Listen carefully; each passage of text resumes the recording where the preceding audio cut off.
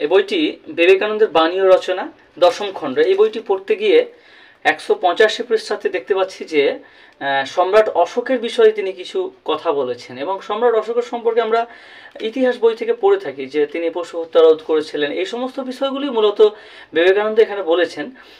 তো মনে হলো যে বিষয়গুলি শেয়ার করলে ভালো হয়, বা কি নতুন কিছু কথা আমরা কি জানতে পারি এখান থেকে, এই সমস্ত সেই বিষয়ে একটু দেখব। বিবেকানন্দের রচনাতে এই বইটিতে বলছেন 185 পৃষ্ঠায় তিনি বলছেন যে যীশু খ্রিস্টের জন্মের 200 বছর পূর্বে সম্রাট অশোকের আবির্ভাব হয়। যীশু খ্রিস্টের জন্মের 200 বছর মানে বিফোর খ্রিস্ট। এই যে যীশু খ্রিস্টের জন্মের 200 বছর আগে সম্রাট অশোকের শাসন ছিল বা জন্ম হয়েছিল। পাশ্চাত্য দেশের ঐতিহাসিকগণ তাকে বলেছেন দেবনাম প্রিয় সম্রাট। দেবনাম প্রিয় প্রিয়দর্শী শব্দটি অশোক নিজেই গ্রহণ করেছিলেন। তিনি ছিলেন দেবতাদের প্রিয়, এরকম তিনি একটি মত দেওয়ার চেষ্টা করছিলেন বা এরকম কিছু বলতে চেয়েছিলেন। তিনি সম্পূর্ণরূপে বুদ্ধের মতবাদ গ্রহণ করেছিলেন।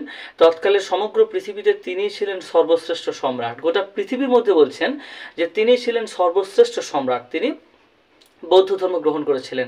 তার পিতামহ ছিলেন আলেকজান্ডারের সমসাময়িক, মানে অশোকের পিতা ছিলেন আলেকজান্ডারের সমসাময়িক। আলেকজান্ডার আক্রমণ করেছিলেন তখন।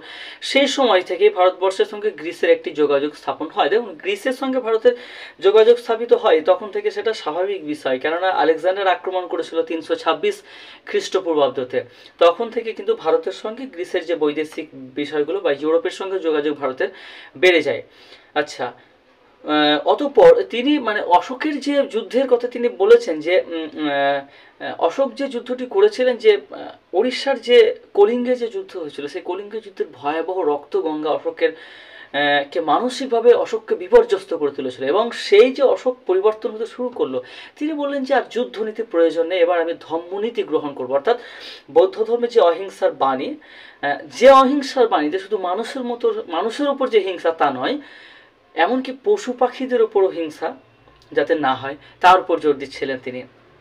তারপর তিনি বলছেন যে যুদ্ধের ভয়াবহতা এবং করুণ দুঃখ কাহিনী বিস্তারিতভাবে উৎকলিত হয়েছে, এবং এরপরই অশোক বৌদ্ধ ধর্ম গ্রহণ করেছিলেন। তিনি শিলালিপিতে লিখেছিলেন যে আমার বংশধরদের মধ্যে কেউ যেন অন্য কোনো জাতিকে যুদ্ধে জয় করে যশ লাভের প্রয়াসী না হয়। মানে বলছেন যে আমি তো এই পন্থাটি অবলম্বন করলাম বা চালু করলাম, কিন্তু আমার পরবর্তী জেনারেশনে যেন কোনো রকম কোনো এই ধরনের হত্যাকার্যে যুক্ত না থাকে, সে কোনো রকম কোনো পশু হত্যাতে যেমন না যোগ থাকে তাদের। যদি তারা যশস্বী হতে চায় তবে অন্য জাতিকে সাহায্য করে তারা যশ অর্জন করুক। যদি তারা এই পৃথিবীতে বেঁচে থাকতে চায়, যে মৃত্যুর পরেও তাদের নাম থেকে যাবে, এরকম যদি হতে চায় বা তারা বিখ্যাত হতে চায়, তাহলে তারা ভালো কাজ করে হোক। জ্ঞান বিজ্ঞানের যারা শিক্ষক এবং আচার্য বিভিন্ন দেশে যেন তাদের প্রেরণ করা হয়। তরবারির সহায়তায় যে যশ অর্জিত হয় সেটা যশই নয়। এবং তিনি বলছেন, অশোকের বিষয়ে কথা বলছেন, যে অশোক বলছেন যে জ্ঞান বিজ্ঞানী যারা শিক্ষক এবং আচার্য যারা শিক্ষক, তাদের দেশ এবং দেশের বাইরে পাঠানো হোক, এবং তরবারির সাহায্যে যে যশ অর্জন করা হয় সেটা কিন্তু আসলে যশ নয়। এরপরই দেখা যায় যে কিভাবে অশোক বিভিন্ন দেশে, এমনকি সুন্দর আলেকজান্দ্রিয়ায় পর্যন্ত ধর্ম প্রচারক প্রেরণ করেছেন। আর বিস্ময়কর দ্রুততার সঙ্গে ওইসব অঞ্চলের সর্বত্র নানা সম্প্রদায়ের উদ্ভব হয়েছিল। থেরাপুত্র, এসিনি প্রভৃতি নামে যাদের খ্যাতি, এইসব সম্প্রদায় কঠোর নিরামিষাশী ছিলেন। এরা সব বৌদ্ধ ধর্মেরই মানে ছিল, যারা সেখান থেকে প্রচার করতে যায়। যখন বৌদ্ধ ধর্মে আমরা জানি যে বিভিন্ন মতবাদে বিভক্ত হয়ে যায়, বিভিন্ন শাখাতে বিভক্ত হয়ে যায় বৌদ্ধ ধর্ম। মহামতি সম্রাট অশোক চিকিৎসালয় স্থাপন করেছিলেন মানুষের জন্য তো বটেই, পশুর জন্য চিকিৎসালয়। এখনও বর্তমান সময়কালে, এই আধুনিক সময়কালে কিন্তু পশুর জন্য চিকিৎসালয়ের যে ব্যাপক অ্যাভেলেবেল ব্যবস্থা কিন্তু মানে এখনও পর্যন্ত গড়ে ওঠেনি। নানা শিলালিপিতে এইসব চিকিৎসালয় স্থাপনের নির্দেশ দেওয়া রয়েছে। দেখা যায় যে যখন কোনো গৃহপালিত পশু বৃদ্ধ বা অকর্মণ্য হয়ে যাবে, তার মনিব দারিদ্র্যবশত সেটিকে প্রতিপালন করতে সক্ষম হবে না, তখন তাকে হাসপাতালে পাঠিয়ে দিতে হবে, দয়া করে তাকে হত্যা করা যাবে না। কত বড় ব্যবস্থা! মানে কোনো পশু যে মালিকের আন্ডারে তাকে পোষা হচ্ছে, কোনো পশুকে, তখন সে যদি পশুটির বয়স হয়ে যায় বা বৃদ্ধ হয়ে যায়, তখন তাকে কিন্তু যদি মালিক আর পুষতে না পারে, তাকে সেখান থেকে চিকিৎসালয়ে পরিচালিত করে মানে পাঠিয়ে দেওয়া দরকার, বা সেখানে গিয়ে তাকে পরিচালন করা হবে, এরকম ব্যবস্থা। বহির্বাণিজ্যের ব্যবসায়ীরা বিকৃত বস্তুর ওজনের উপর হন্দর হিসাবে যে শুল্ক দিত সে সবই ওই সকল চিকিৎসালয়ের জন্য ব্যয়িত হতো। এখন বলছে যে বহির্বাণিজ্য মানে বাইরে থেকে যারা বাণিজ্য করতে আসতো তারা যে শুল্ক বা ট্যাক্স দিত, সেই শুল্ক বা ট্যাক্সের দ্বারা এই সমস্ত পশুদের চিকিৎসা বা সুস্থতা হতো। কাজে কারো উপর কোনো চাপ দেওয়া হতো না, অথচ সুব্যবস্থা ছিল সকলের জন্যে। আচ্ছা, তোমার পালিত গাভীটি বৃদ্ধ হয়েছে, তুমি আর তাকে রাখতে চাও না, তাকে পশু চিকিৎসালয়ে পাঠিয়ে দাও, তারা রাখবে সেটিকে। এমনকি বিড়াল, ইঁদুর প্রভৃতি নিম্নস্তর প্রাণীদেরও স্থান ছিল সেখানে।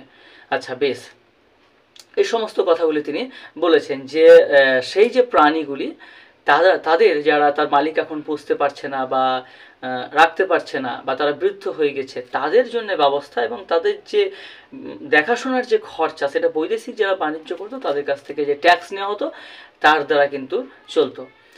কিন্তু অশোকের অভিমত ছিল যে মানুষের জীবন রক্ষা করা যেমন সরকারের কর্তব্য, প্রাণীদের জীবন রক্ষা করাও তেমনই সরকারের কর্তব্য হওয়া উচিত। প্রাণী হত্যা করা হবে কেন, কোন যুক্তিতে, কোনো সঙ্গত যুক্তি তার পশ্চাতে কিন্তু নেই, অশোকের কথা বলছেন। তবে মানুষের আহারের প্রয়োজনে পশুবধ নিষিদ্ধ করবার পূর্বে সর্বপ্রকার সবজির ব্যবস্থা করে দিতে হবে। এখানে একটি বিরাট একটি বিষয় মেসেজ আমরা পাচ্ছি যে হ্যাঁ, হঠাৎ যে বন্ধ করে দেওয়া হবে, পশু হত্যা করা যাবে না, তাহলে মানুষ খাবে কি? এখন প্রাচীন যুগ থেকে আমরা জানি যে মানুষ কিন্তু জঙ্গলে যখন থাকতো তখনও কিন্তু পশু হত্যা করে প্রথমে কাঁচা মাংস খেত, তারপরে তারা যখন পুড়িয়ে সেটা খেতে শুরু করলো তখন সে খাবারটি নরম হলো এবং তার স্বাদও তারা পেল। তখন থেকে যে চালু হয়েছে, এবার প্রাচীন যুগের এই ইতিহাস, অশোকের সময়কালে হঠাৎ যদি সেটা বন্ধ হয়ে যায় তাহলে তাদের খাদ্যের যোগানটা কোথা থেকে পাওয়া যাবে? সেই কারণে দেখুন যে পশুবধ নিষিদ্ধ করবার পূর্বে সর্বপ্রকার সবজির ব্যবস্থা করে দিতে হবে। সেই জন্য নানা দেশ থেকে তরকারির বীজ সংগ্রহ করে দেশে বপন করেছিলেন তিনি এবং সেগুলি আহার উপযোগী হওয়ার সঙ্গে সঙ্গে আদেশপত্র জারি করেছিলেন যে প্রাণী হত্যা মাত্র দণ্ডনীয় অপরাধ বলে গণ্য হবে। মানে তিনি বিদেশ থেকে বীজ সংগ্রহ করে নিয়ে চাষের ব্যবস্থা করেন এবং যখন দেখলেন যেগুলি সম্পূর্ণ হয়ে গেছে, আর কোনো সমস্যা নেই খাবারের, তখন কিন্তু ঘোষণা করে দেন যে হ্যাঁ, এবার প্রাণী হত্যা যারা করবে তাদের দণ্ডনীয় সাজা হবে। তাহলে অশোক এখানে বলছেন যে, আবার বলছেন যে প্রাণী হত্যা করবার অধিকার কি মানুষের রয়েছে? আমরা পড়ছিলাম যে অশোকের সময়কালের ইতিহাস, আমরা যে কোনো ইতিহাস বই থেকে প্রাচীন যুগের যে ইতিহাস রয়েছে সেখানে মূলত মৌর্য যুগের ইতিহাস, তখন অশোকের যে পন্থা, অশোককে গোটা বিশ্বের ইতিহাসে অশোক সম্রাটের নাম রয়েছে, তা কি এমনি এমনি রয়েছে? তা তো নয়। তাই আজকে বিবেকানন্দের এই বই থেকে আমরা যেটা পড়লাম যে একই বিষয়ে মেসেজ করছে বিবেকানন্দ বই থেকে আমরা যেটা পড়লাম যে অশোকের বিষয়ে তিনি কথা বলেছেন খুব সহজ সরল ভাষায়, যে সম্রাট অশোক যে কলিঙ্গ যুদ্ধের পরবর্তীকালে আমরা সকলেই জানি, তো তার পরবর্তীকালে অশোকের জীবনে যে টার্নিং পয়েন্টগুলি এলো, তিনি কি কি পন্থা অবলম্বন করেন পশু হত্যা নিবারণ, বা পশুদের জন্য চিকিৎসালয় স্থাপন, যা ছিল একটি অত্যন্ত অ্যাডভান্স বিষয় এবং খুব আধুনিক ব্যবস্থা তিনি প্রচলন করেছিলেন সম্রাট অশোক প্রাচীন যুগের ইতিহাসের। আজকের গল্প এই পর্যন্ত, দেখা হচ্ছে পরবর্তী ভিডিওতে পরবর্তী কোনো বিষয় নিয়ে। ধন্যবাদ, ভালো থাকবেন।